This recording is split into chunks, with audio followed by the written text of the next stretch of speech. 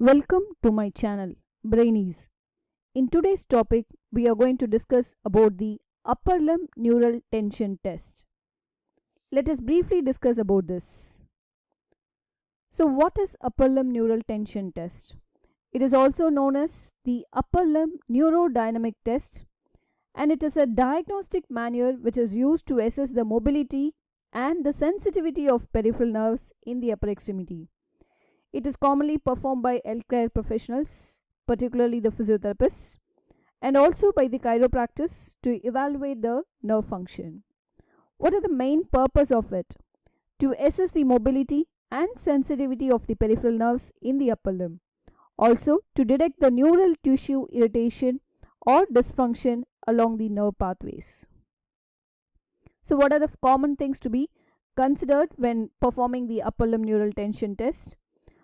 The ULTT, shortly been abbreviated as ULTT, so it should be performed carefully and within the patient's pain tolerance to avoid the exacerbating symptoms or causing undue discomfort. And the test should be interpreted in conjunction with the patient's history, assessment, clinical presentation, and other diagnostic findings. The upper limb neural tension test is a valuable clinical tool which is used to assess the peripheral nerve function, and it is used to identify the neural tissue involvement in the upper limb symptoms.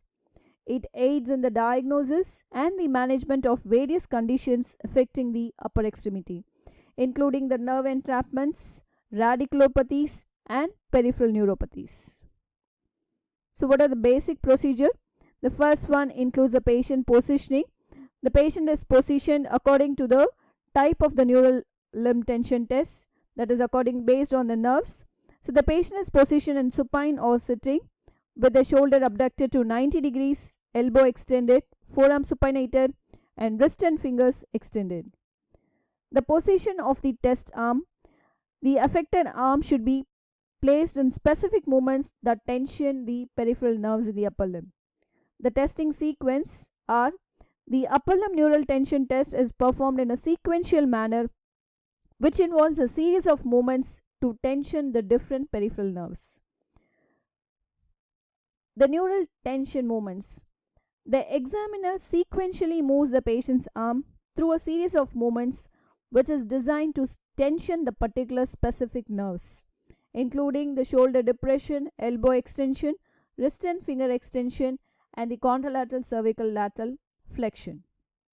So, observation of the response: the examiner observes the patient's response during each movement, including the reproduction of the symptoms such as pain, tingling, or altered sensation.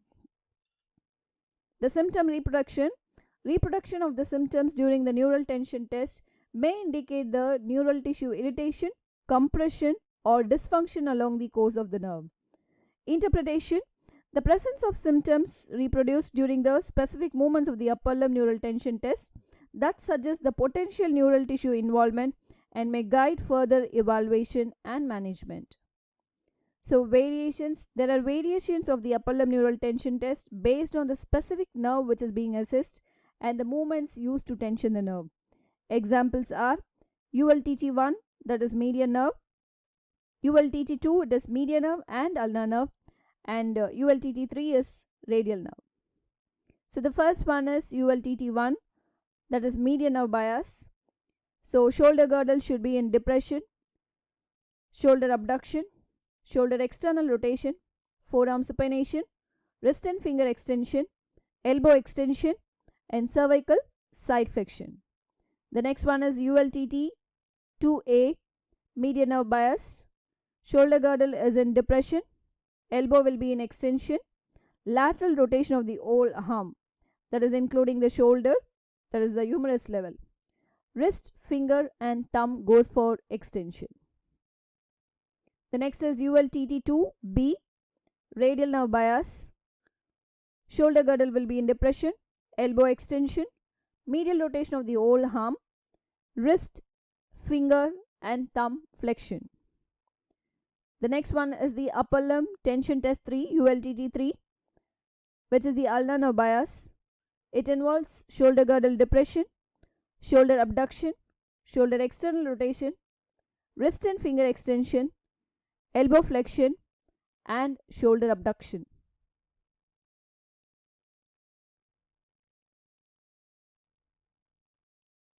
That's it for today's video. Thank you for watching. Kindly support by subscribing and sharing. Meet you all in next video. Thank you once again.